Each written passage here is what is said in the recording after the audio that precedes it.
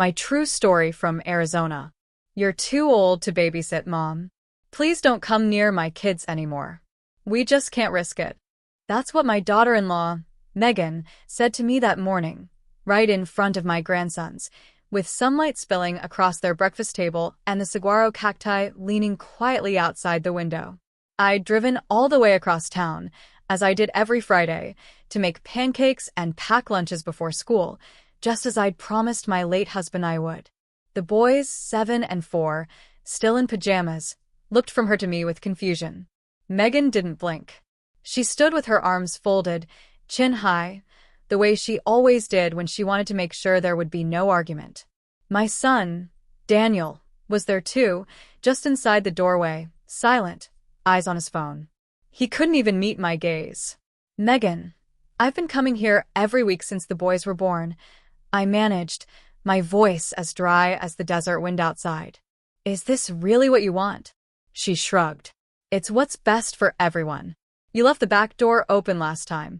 You didn't notice Max running outside. What if something happened? Her voice was tight, loud enough for the boys to hear. I looked at Max, the younger one, his blonde curls tangled, a smear of syrup on his cheek. He blinked back tears but said nothing. Tyler, the older one, just gripped his fork and stared at his plate. I'm sorry if I made you nervous, I said softly, feeling all my 69 years press into my bones. But I would never let anything happen to them. I love them.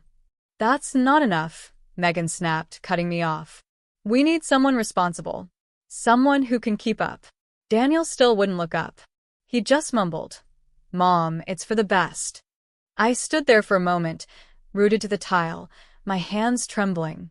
All around us, the morning carried on, coffee brewing, a dog barking somewhere outside, the desert light turning gold on the walls. My grandsons watched, not understanding, but I could see the fear settling in Tyler's eyes. I'd always believed that if I kept showing up, if I gave enough of myself, I'd never lose my place in their lives. I'd survived my husband's cancer, raised Daniel on my own, taught him to ride a bike and change a tire and tell the truth. Now I was being told, in my own son's house, that I was unsafe, an old woman more liability than family. I bent to hug the boys, but Megan stepped in between us. Let's not confuse them, she said. It's easier if you just go. I gathered my purse, the container of cut fruit I'd brought, and walked out, my heart pounding so hard I thought I might collapse before I reached my car. The heat already pressed in, dry and relentless, as I drove home past the endless sprawl of red roofs and dusty playgrounds, trying to remember the last time anyone had looked at me as something other than a burden. I didn't cry until I pulled into my driveway. There, in the shade of the old mesquite tree I'd planted with Daniel when he was 7, I let myself break, just for a minute. I pressed my fist to my mouth, silent, so the neighbors wouldn't hear. Because that's what happens when you're old and alone in Arizona. You learn to be quiet, even when your world is ending. Inside, my little house felt colder than ever. The photos on the mantel, Daniel's baby picture, my wedding day, the boys with ice cream dripping down their chins, blurred as I blinked back tears. I tried to keep busy, tidying up, folding laundry, watering the limp spider plant in the kitchen, but the ache wouldn't leave me. I thought about calling Daniel, demanding to know why he hadn't stood up for me. But I knew what he would say. Megan worries a lot, Mom. It's just easier this way. Please don't make it harder. So I sat at my kitchen table and wrote a note to myself, just to remember how it felt. Today, I was told I'm too old to be trusted. Today, I lost my grandsons. But something inside me refused to give up. I remembered the promise I'd made to my husband, never to let myself disappear, never to let the world make me small. I would find a way to keep my word, even if no one else saw me, even if I had to become invisible to prove how necessary I was.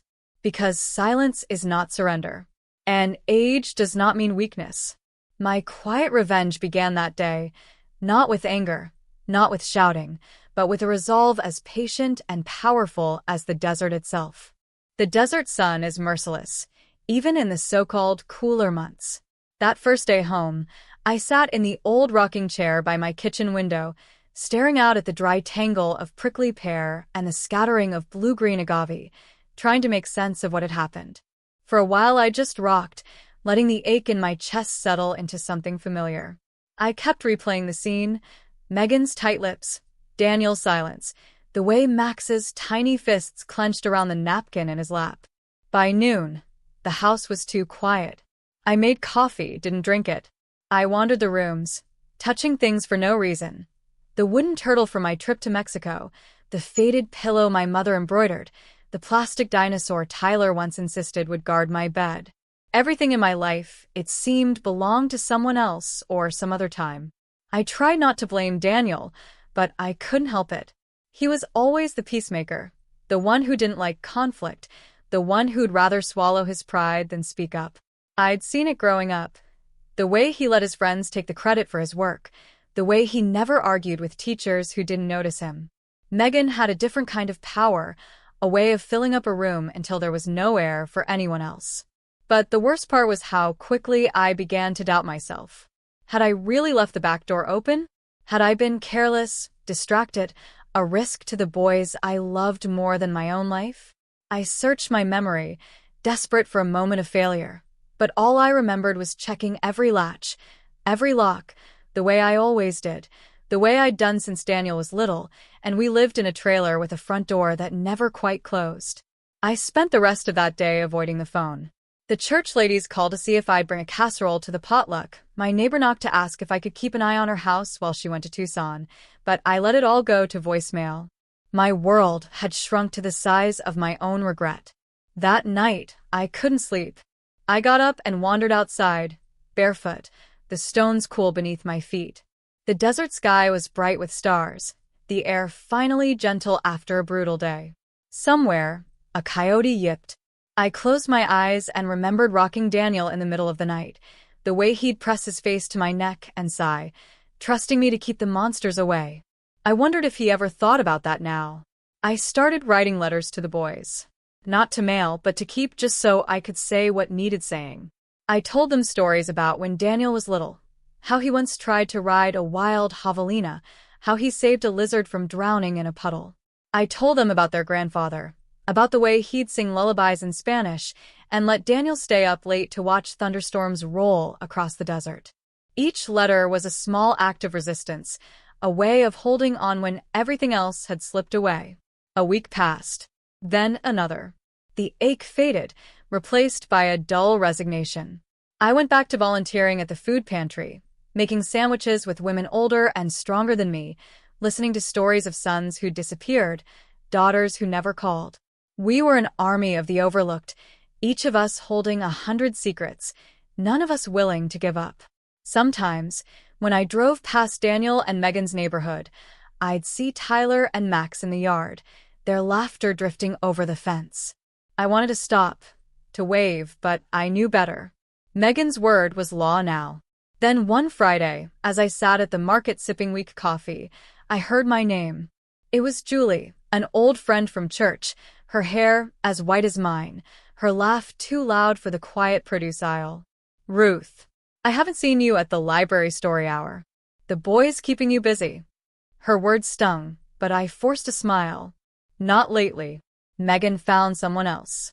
Julie's face fell. She reached across the table, squeezing my hand. That's a shame. You're the best grandma I know.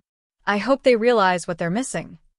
I wanted to believe her, but my confidence was a thin thread, ready to snap. After Julie left, I sat for a long time, watching families bustle in and out, mothers scolding children, fathers pretending to listen. I felt invisible, a ghost drifting through other people's happiness. But then something shifted. I noticed a little girl, maybe 4, standing by the bakery, lost and crying. No one seemed to notice.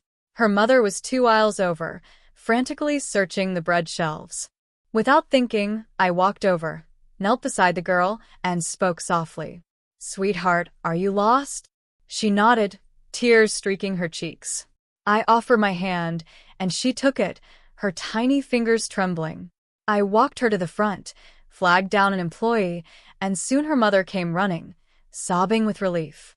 "Thank you," the woman gasped. Thank you so much. I turned around for a second and she was gone. I was terrified. I smiled, the old confidence flickering back. It happens to everyone. She's safe now. As I walked back to my car, I felt something I hadn't felt in weeks, useful, needed. I wasn't too old. I wasn't a danger. I was the same woman who'd kept Daniel safe all those years, who'd survived the desert, who'd known what to do in a crisis. Megan's words were just words. They couldn't take that from me.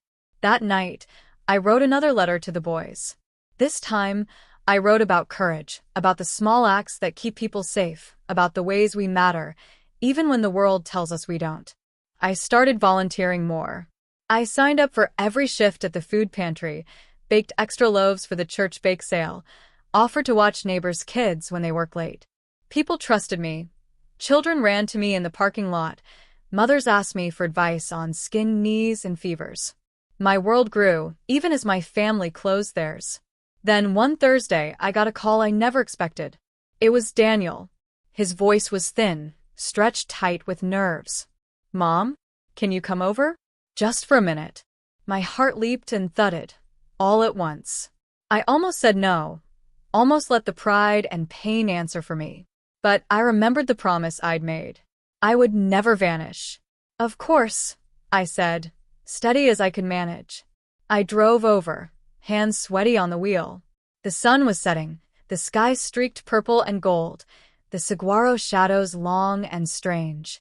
When I arrived, Megan wasn't there, just Daniel and the boys, waiting on the porch. "Grandma!" Max cried, launching himself into my arms. I held him close, the weight of him familiar and new. Tyler hung back, awkward, but his eyes were bright. "Hi, Grandma. Did you bring cookies?" I laughed, the sound surprising me. "Not tonight. But maybe soon." Inside, Daniel paced the kitchen, running a hand through his thinning hair. He looked older, smaller than I remembered. "I shouldn't have let Megan say what she did," he began. "She gets scared.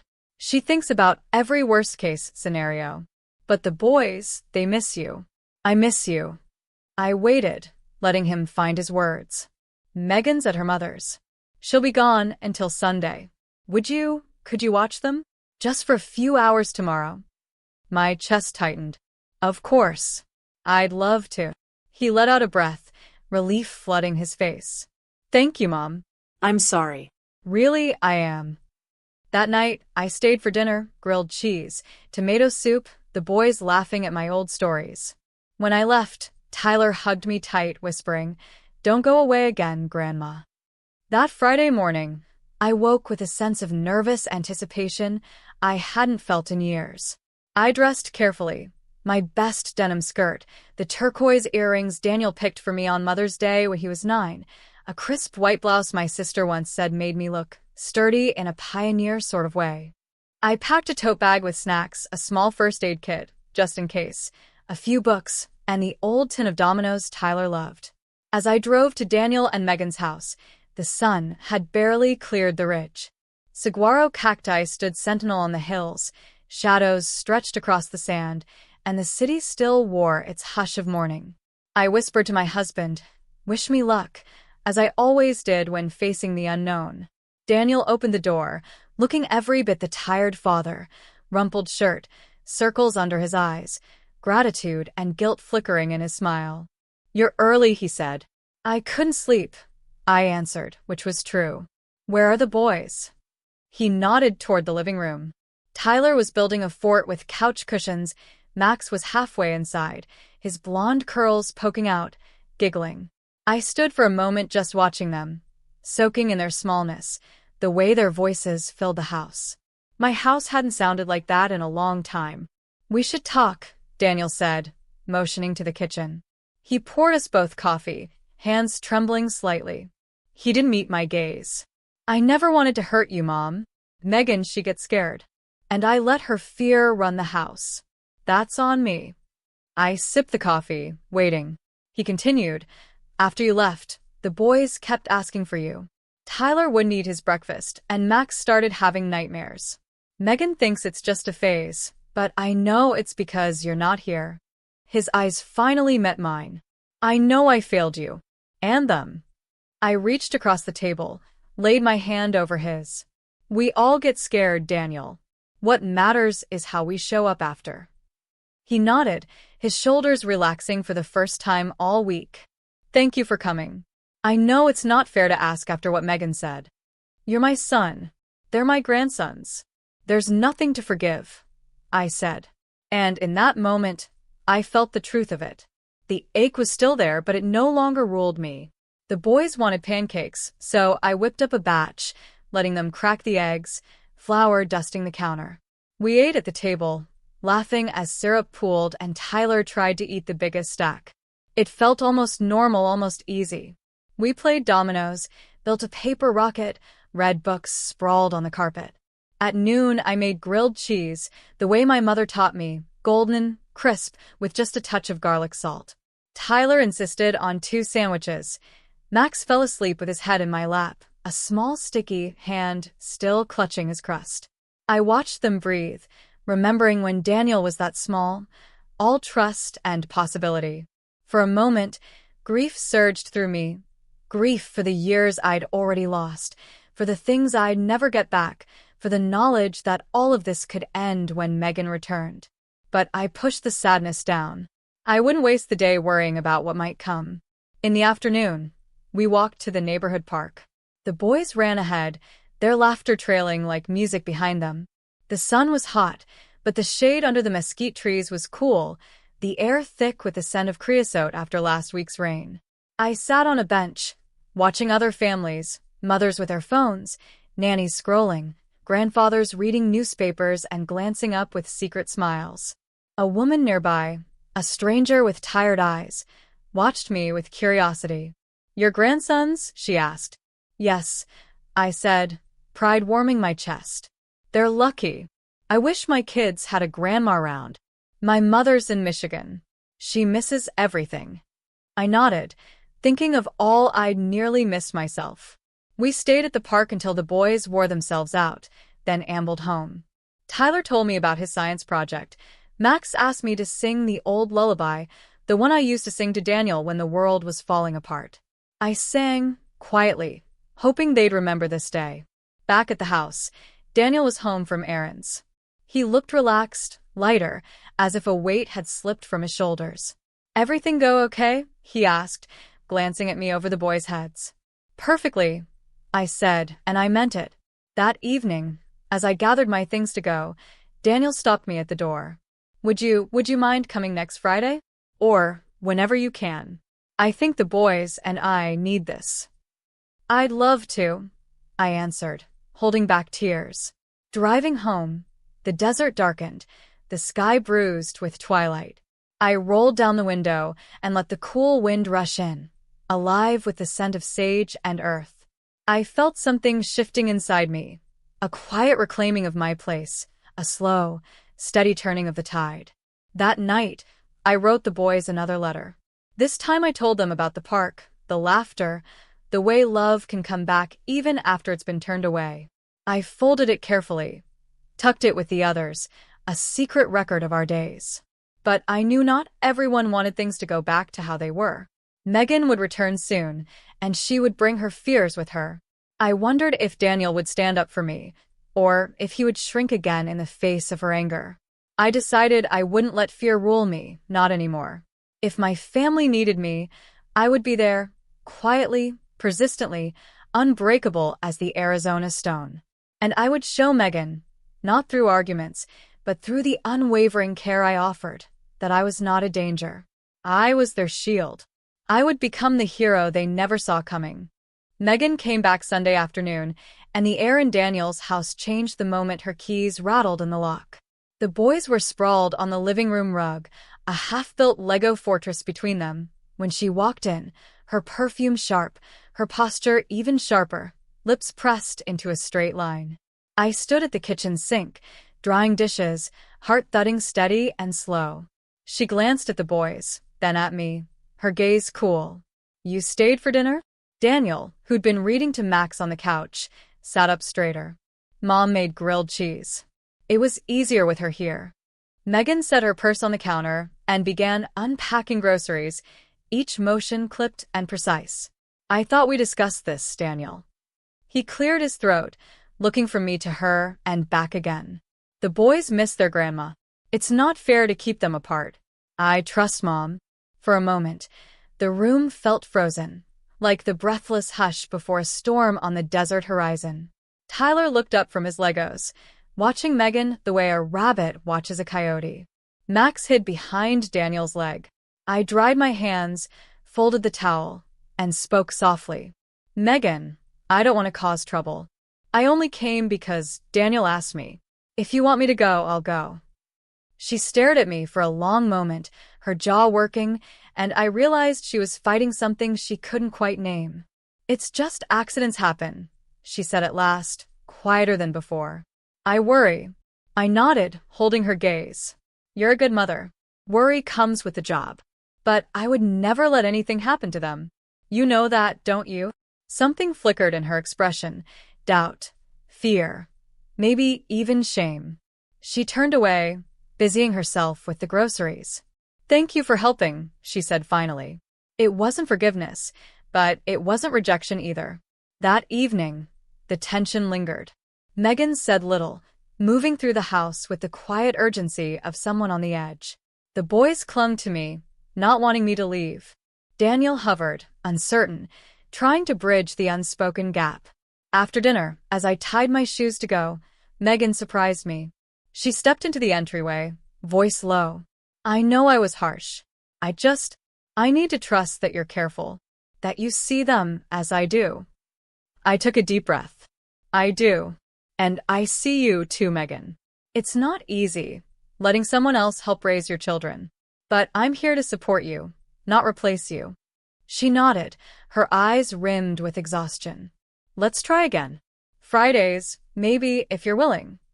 I smiled, small but real. I'd love to. Driving home, I felt lighter. The desert sky, now deep blue and scattered with stars, stretched wide and forgiving.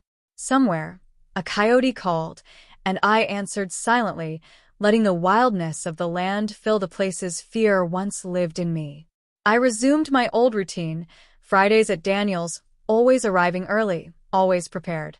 Megan's rules were clear. The back door was to be double-checked, no roughhousing, always keep my phone charged.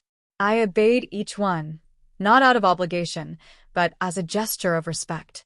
Gradually, Megan relaxed her watch. Sometimes she lingered after dropping off the boys, chatting over coffee, asking about my week. Word spread in the neighborhood that Grandma Ruth was back. Kids started coming by after school, asking for snacks or advice, parents dropping off their little ones just for an hour or two. I never said no. I became the unofficial grandmother of the block, quiet, dependable, always ready with a bandage or a story or a gentle reminder to say thank you. One day, a neighbor's daughter, Sophia, fell from her bike and skinned her knee.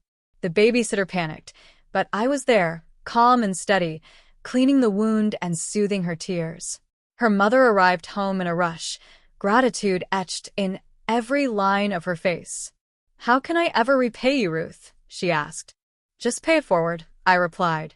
We all need a little help sometimes. Stories like that traveled. Soon, parents were coming to me for advice on everything from fevers to first crushes. I ran a craft circle on Wednesday afternoons, supervised homework, taught Tyler and Max how to bake bread from scratch. The kitchen was filled with laughter and flour, Megan's skepticism slowly replaced by curiosity. She started joining us, at first just to watch, then to help knead dough or braid bread, her careful reserve melting under the warmth of community. I saw in her the same loneliness I'd carried, the fear of being judged, the pressure to be perfect, the longing for connection. As weeks passed, something miraculous happened. The boys grew more confident, Megan less anxious, Daniel more present. My role in their lives shifted from tolerated to treasured, my once unwelcome presence, now the glue that held everyone together. But still, Megan's words haunted me sometimes. You're too old to babysit. I'd hear them in the quiet, on nights when the world pressed in and doubts crept back. I knew there was always the risk that fear would take over again, that I could be pushed aside at any moment. So, I made sure never to take anything for granted. I wrote in my journal every night, recording the moments that mattered, the small victories, the lessons learned. I reminded myself daily, silence is not surrender. Age is not weakness. My revenge, I realized, was never about winning or proving Megan wrong. It was about showing up, loving without conditions, and becoming indispensable, not just to my family, but to the whole patchwork of lives that surrounded us. One Friday, as I packed up to leave, Megan pulled me aside. "Thank you for not giving up on us," she said quietly. "I'm still learning how to trust. I hope that's okay." I squeezed her hand, my heart full. We're all learning. That's what family is for. As I drove home beneath the vast Arizona sky, I felt more alive than I had in years. I understood, at last, that the quiet strength I'd carried my whole life was more powerful than any argument or accusation. I was still here, still standing, and, quietly, I was changing the world around me. The days began to grow longer and warmer, and the ocotillo outside Daniel's kitchen window burst into scarlet blooms. My Friday visits became a ritual, one everyone counted on, especially the boys. Each week, Tyler would ask what experiment I had planned, and Max would beg for the same story about the Thunderbird that my father once told me as a child. Our bond grew stronger in these small ways: flour on our hands, sticky juice glasses on the table, laughter echoing down the hall. Megan, to her credit, kept trying. She would leave instructions at first, typed lists of emergency contacts, food allergies, bedtimes, just in case. I'd tape them to the fridge, following them exactly, as much for her peace of mind as my own pride.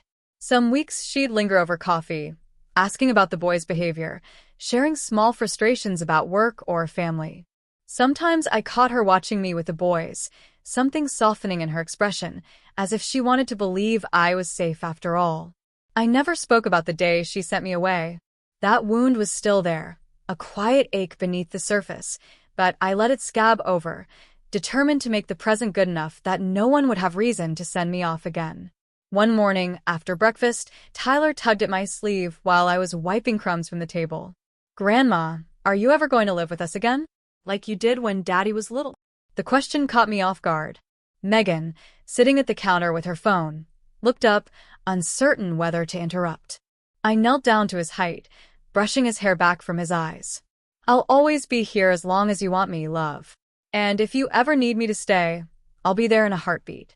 Max crawled into my lap, pressing his sticky hands to my cheeks. "Don't let Mommy say you're too old, okay?" Megan's eyes widened, a hint of pain and guilt flickering across her face. She set down her phone and came over, crouching beside us. "Max, sometimes grown-ups get scared. But I was wrong. Your grandma is the bravest person I know." The boys grinned, satisfied. For a long, quiet moment, the four of us sat together, the weight of the past easing. That afternoon, Megan and I took the boys to the community pool. It was busy. Children shrieking, mothers gossiping in shaded chairs, the lifeguard blowing his whistle every 5 minutes. I watched Max paddling in the shallow and Tyler showing off a new cannonball. Megan sat beside me, nervous at first, but gradually relaxing. She turned to me, voice low. "I'm not always good at sharing. I worry I'm not enough for them, that I'll make a mistake and they'll get hurt and I'll never forgive myself." I looked at her, really looked, and saw the truth behind the perfect mother facade. None of us are enough on our own. We do our best, and we lean on each other. That's what family is. She nodded, blinking back tears. "Thank you for giving me another chance. For not making me pay forever for one bad day." I squeezed her hand, steady as stone. "We all have bad days, Megan. It's what we do after that matters." The sun dipped low, painting the mountains gold. The boys ran to us, towels dragging, cheeks flushed, eyes shining with joy. For the first time, I saw Megan smile, not the polite, brittle smile she wore for the world, but something real and full of relief. The weeks turned to months. Word of my babysitting spread through the neighborhood. Neighbors started leaving notes in my mailbox. "Ruth, Can you check on the twins after school? Do you have time to walk the dog if I'm late from work? One mother, whose husband had been deployed, asked if I could watch her little girl while she ran errands. I said yes, every time, my calendar filling with names and small requests. What began as necessity became a mission. I wasn't just a grandmother. I was a lifeline, a quiet thread connecting a dozen families. The church asked me to organize a summer reading group. The PTA put me in charge of the bake sale. My days were full and loud again. My house never empty.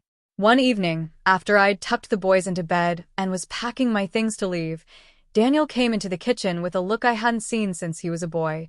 Part worry, part hope. "Mom, I don't know how we ever got by without you," he said, hugging me fiercely. "I'm sorry it took so long for us to remember how much we need you." I hugged him back, feeling the years slip away. "Just don't forget again," I teased, and he laughed, wiping at his eyes. On my way home that night, the air was thick with the scent of creosote and rain. The sky was streaked with lightning, a reminder of how quickly the desert can change. I realized that my revenge, if you could call it that, was complete, not because I'd hurt anyone, but because I'd become impossible to overlook. The woman once dismissed as too old was now at the center of everything. But I never let myself become complacent. I knew how quickly things could change, how easily old fears could return. So I kept showing up, kept loving, kept making myself useful, not with noise, but with quiet, stubborn grace. That is the revenge that whispers instead of screams. The heat built early that summer, turning the sidewalks into griddles by noon and baking the world in a haze of white and gold. I got used to rising before dawn, watering the garden before the sun scorched the leaves, packing snacks for the boys, and walking over to Daniel's house in the still cool air. Each Friday became sacred. Max waiting at the window, Tyler already in his shoes, Megan humming in the kitchen, her guards slowly softening. We'd slip into our little routines. Pancakes for breakfast, a walk to the park if it wasn't too hot, sometimes a project in the garage, birdhouses, painted flower pots, even a model solar car Tyler saw on YouTube and wanted to build. Megan joined us more often, watching at first, then helping, her laughter coming easier as the days went by. When the boys splattered paint or tracked in mud, she just shook her head and smiled, reaching for a rag instead of scolding. One Friday, as we sat together on the porch after lunch, Megan pulled out a photo album I hadn't seen in years.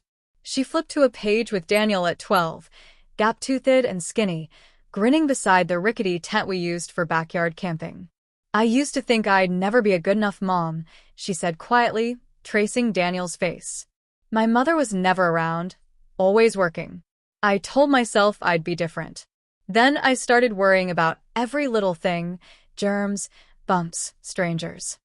I forgot kids are stronger than we think." I let her talk, listening the way I'd learned to listen in all those years of widowhood, without interrupting, without rushing her toward comfort she hadn't yet earned. Megan turned a page, and there I was, younger, hair darker, holding Daniel's hand as he beamed at the camera. "You were always there, Ruth." I never said it, but I see it now. The boys do, too. Tears stung my eyes. I thought of all the ways I doubted myself after she sent me away, all the nights I'd wondered if maybe, just maybe, I really was too old, too slow, too much of a risk. I thought of my letters to the boys, tucked away in my dresser. Proof that my love didn't fade just because I was gone. "Thank you for letting me back in," I whispered. She closed the album and put her hand on mine. "Thank you for forgiving me. I know I made it hard." Later, after Megan took a call from work and the boys sprawled in front of the TV, Daniel joined me on the porch with 2 glasses of lemonade. He sat quietly, staring out at the shimmering road. "I was wrong, Mom. About all of it. I should have stood up to Megan from the start. I let my fear get in the way. I'm sorry." I sipped my lemonade, feeling the coolness wash away the last of my resentment. "You're my son. You don't have to be perfect, Daniel. You just have to keep coming back. That's all I ever wanted." He looked at me, eyes soft. "Will you stay for dinner?" It became our new tradition. Every Friday, after the boys had their bath and the dishes were done, we'd sit together. Me, Daniel, Megan, the boys, sometimes in silence, sometimes telling stories, sometimes just watching the night settle over the desert. The cicadas would start up, and Lucy, the neighbor's dog, would bark at rabbits slipping through the fence. It wasn't perfect, but it was ours.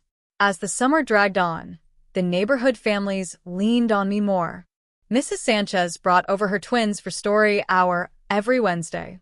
The Barlows asked if I'd sit with their elderly mother when they drove into Phoenix for groceries. Sometimes, after all the kids had gone home, I'd collapse onto my old sofa, tired but alive in a way I hadn't felt in years. One evening, Megan came by alone, her hair up, shoulders tense. "Can we talk?" she asked, her voice small. I made tea and waited. She sat across from me, picking at the edge of her sleeve. "My boss offered me a promotion. More money, more hours. But I'm afraid. I don't want to leave the boys with anyone but you." The old fear of being dismissed, replaced, rose in me. I pushed it aside. "You do what's right for your family. I'll be here. The boys will be safe." She nodded, relief washing over her face. "You're not just their grandma, Ruth. You're my anchor. I'm sorry it took me so long to see it." I squeezed her hand. "It's never too late to do right, Megan." The next week, Megan started her new job, and I took over the after-school routine. The boys flourished under our joint care, their laughter filling both houses. I baked bread, taught Tyler to sew on a button, helped Max learn to ride his bike without training wheels. Every night, I wrote in my journal. Some entries were just a sentence. Max made it across the yard without falling. Others were longer, a meditation on forgiveness, family, and the strange gift of growing old enough to see your own children become parents themselves. But my story was more than a list of daily victories. It was a testament, a quiet, steady proof that no one is ever truly too old to matter. As the summer waned and school supplies appeared on store shelves, Megan came to me one afternoon, her eyes bright with gratitude. "We couldn't have done any of this without you, Ruth. I hope you know that." I did know, and I knew something else. The revenge I'd wanted, proof that I was still needed, still worthy, had unfolded, not with shouting or anger, but with every simple act of love. I had become the heart of the family, the quiet hero they never saw coming. And it was only the beginning. August in Arizona is a trial by fire. The sky blazed merciless, days stretching on with shimmering heat, cicadas buzzing so loudly in the mesquite they became the pulse of the neighborhood. But inside Daniel and Megan's house, we found small ways to make the summer bearable. Craft projects at the kitchen table, popsicles dripping sticky trails down Max's arm, shadow puppets after dinner as the sun finally slipped behind the mountains. The house was no longer a place of tension. Even Megan, who once bristled when I so much as offered advice, now welcomed my presence. She sometimes left handwritten notes on the counter. "Thank you for taking the boys to the library," or "Your lasagna was a hit." We became a team, not rivals. If she was running late from work, she knew I'd have dinner ready and homework half done, and she stopped apologizing for her own exhaustion. One Friday, while Megan worked late, Daniel came home early. He found me on the back patio with Tyler and Max, a pitcher of lemonade between us, coloring books spread across the table. The boys were recounting every detail of their day, how Grandma had beaten them at checkers, how Max thought the neighbor's cat was secretly a tiger. Daniel watched us for a long moment before joining in, pulling up a chair and listening with a smile I hadn't seen since he was a boy. "Mom," he said later, after the boys had run off to chase each other around the yard, "I want to ask you something." He hesitated, uncertainty flickering across his face. "Would you consider moving in? Not just on Fridays. All the time. The boys want you here. Megan's happier when you're around," and he paused, voice softening. "I miss having my mom close." For a moment, the world stilled. I looked at the house, its sun-faded bricks, the swing Max had outgrown, the kitchen where Megan and I had rebuilt trust, meal by meal. I thought of my quiet little home, the peace I'd carved out, the letters I'd written and never sent. "I don't want to intrude," I said carefully. "It's your family, your space." Daniel shook his head. "You are family. You make this house feel whole again." The boys came barreling in before I could answer, both clamoring for bedtime stories. I promised to think about it, to give myself time to weigh the change.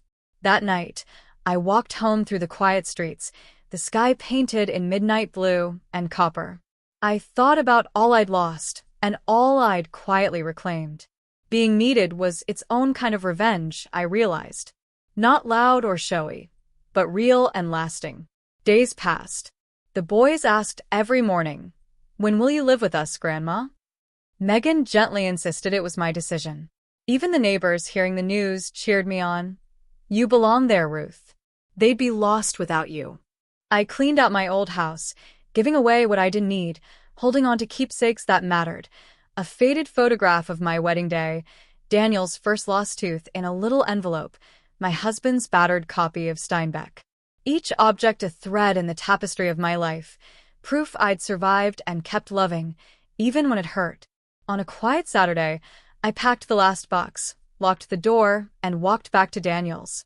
Tyler and Max raced to meet me, hugging my legs so hard I nearly fell over. Daniel stood on the porch, pride and relief shining in his eyes. Megan waited inside, a room prepared just for me, sunny, tidy, with a small desk and my favorite chair. That first night, we celebrated with spaghetti and Megan's lemon cake. The boys insisted I sit in the middle, like a queen at a banquet. We laughed, told stories, and, as dusk fell, watched the bats swirl above the saguaros outside. Later, after the house had gone quiet, Megan knocked softly at my door. She sat beside me, not as a daughter-in-law, but as a friend. "I was afraid of losing control," she admitted. "Afraid that if I let you in, I'd be admitting I needed help. But I do need you. We all do." I reached for her hand. "There's no shame in needing each other. That's what keeps us human." She squeezed my fingers, her eyes bright with gratitude. "You're the hero of this family, Ruth. I see it now. I hope you know that." As the summer ended and the boys started back at school, I settled into my new home and role. I became a fixture at every school event, every bake sale, every playground mishap. Megan confided in me, Daniel leaned on me, and the boys told everyone at school, "Our grandma is the best in the whole world." One night, as I wrote in my journal, I realized the final lesson of my revenge. Sometimes the greatest victory isn't proving someone wrong, but proving yourself right. The world may try to make us small, invisible, replaceable, but love, lived out quietly and persistently, will always carve out its place. I looked around my new room, at the life I'd rebuilt, and felt something I hadn't in years, a deep, steady peace. I belonged, not because I demanded it, but because I never stopped loving, never stopped showing up, even when the world told me to go away. This was my story, and it wasn't finished yet. Moving in wasn't just a change of address, it was a transformation for all of us. My days grew busier, woven with the rhythms of family life. I was there for morning chaos, finding missing shoes, packing lunches, braiding hair, and calming nerves about spelling tests. The afternoons meant homework at the kitchen table, Tyler's moans over fractions, Max's endless curiosity about how clouds were made or why lizards lost their tails. Megan, relieved of the constant pressure to be everywhere at once, started to smile more easily. She'd call on her drive home, asking if the boys were behaving or if I needed anything from the store. Sometimes she'd find me and the boys mid-baking disaster, flour everywhere, laughter echoing down the hallway. Instead of scolding, she'd laugh too, snapping a picture for her phone. We became partners, finally, each of us allowed to be imperfect, leaning into each other's strengths instead of measuring weaknesses. There were still moments when the memory of those hurtful words, "You're too old to babysit," rose up inside me, sharp as a cactus spine. But those memories were softer now, blunted by new routines, new trust, and a new sense of purpose. I could see it in Daniel's face when he came home after a hard day, relief, gratitude, and that deep pride only a son who feels his family is safe can know. One evening, after dinner, Daniel lingered in the kitchen while the boys played. He watched as I wiped the counter, his eyes bright. "You know, Mom, I thought you'd be lonely here. I thought maybe we were asking too much. But I see now, you're the reason everything works. You always have been." His words undid something inside me. I realized for the first time that my value was never about what I could do perfectly or how fast I could keep up. My real gift was showing up, no matter how hard it got, and loving them enough to keep trying. School started up again, and suddenly our home became the hub for carpool, science projects, and Friday night sleepovers. Megan and I shared pickup duties and packed extra snacks, the other parents quietly grateful for our reliability. I took in the children of working moms, the neighbor's shy twins, even the grumpy boy next door, who preferred books to basketball.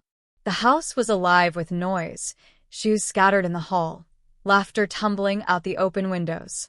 It wasn't just about helping my family anymore. People began seeking me out for advice and comfort. A neighbor, whose own mother lived far away, asked me to sit with her baby when she had to work late. Another mom dropped off dinner with a thank you note, saying, "You're the village we all need, Ruth." For the first time in a long time, I felt like a pillar, not a burden. Megan watched this quiet transformation with awe. One Sunday afternoon, as we set the table for a family dinner, she paused, her hands resting on the back of a chair. "I used to think strength meant doing everything myself," she said. "But you showed me it's just as strong, maybe stronger, to let others help." I hugged her, my heart full. None of us can do it alone. Not for long. That night, as I tucked Max in, he whispered, "Will you stay here forever, Grandma?" I brushed his hair off his forehead, thinking of all the ways life had surprised me. "As long as you need me, sweetheart." Megan's parents visited a week later. They watched our easy routines, saw how Megan and I worked side by side, and Megan's mother pulled her aside. I heard them talking in the kitchen. "You're lucky, Megan. Not everyone gets a second chance with family. Don't let her go." That evening, Megan sat beside me as I crocheted by the window. "I know I can't erase the things I said, but I hope you know I'm grateful every single day." I took her hand. What matters is what we do next. We can always choose to be better. As the sun set and the world cooled, I watched my family gather. Daniel telling a story, the boys snuggled beside him, Megan humming softly as she stacked the plates. I realized my revenge had come full circle, not in anger or coldness, but in love so steady it could not be denied. The family that once shut me out now couldn't imagine life without me. I wrote in my journal that night, "Quiet strength is the stone that holds up the whole house. Even when it's buried deep, it shapes everything around it." The woman who was too old to babysit had become the hero of her story, not by demanding it, but by living it every single day. As the year rolled on, the desert finally cooled and a soft, honeyed light settled over the neighborhood. Our house thrummed with a new kind of peace. My days flowed with meaning, even in their smallest details. Max asking for my advice on a show-and-tell project, Tyler inviting me to his school's grandparents' day. "You have to come, Grandma. I already told my teacher you're the best at stories." Megan leaving sticky notes on my bedroom door. "Thank you for being here. Couldn't do this without you." I found myself at the heart of a busy, joyful household. Each morning, I walked with the boys to the school bus, waving with a cluster of other parents and grandparents. The other children called out, "Hi, Grandma Ruth." And it wasn't just a nickname. I'd become, in quiet ways, a part of so many families. The young mother across the street, whose husband worked nights, relied on me to watch her toddler. The Barlows, now dealing with a difficult diagnosis, brought their daughter over for a few hours each afternoon. Each act was small, but the trust they placed in me was a kind of daily redemption, a silent, steady answer to those words that once stung. "You're too old." Inside our home, Megan and I had become true partners. She'd bring me recipes she wanted to try or ask for advice when work was overwhelming. Sometimes, after dinner, we'd sit in the backyard and talk, not as rivals, but but as two women who'd finally found common ground. The boys thrived in this new peace. Tyler joined the soccer team. Max started drawing elaborate hero stories, with Grandma at the center. Daniel, always grateful but once so timid, now spoke with confidence at work and came home early just to help with bedtime. One afternoon, Megan's friend Lauren stopped by with her young twins. She watched us move around the kitchen, laughing, the boys at the table assembling a puzzle. "Ruth, I hope you know how lucky your family is," Lauren said. "I never had a grandma growing up. I think that's why I struggle now. You give these boys something I can't." I smiled, a deep warmth rising inside me. "We all have something to give, Lauren. Sometimes it just takes a while to see it." As fall arrived, the school held a special Family Appreciation Day. Parents, siblings, and grandparents filled the gym, the air buzzing with pride and excitement. When it was Tyler's class's turn, he marched right up to the microphone, grinning from ear to ear. "My grandma is the bravest person I know," he announced to the room. "She helps everybody, even when she's tired.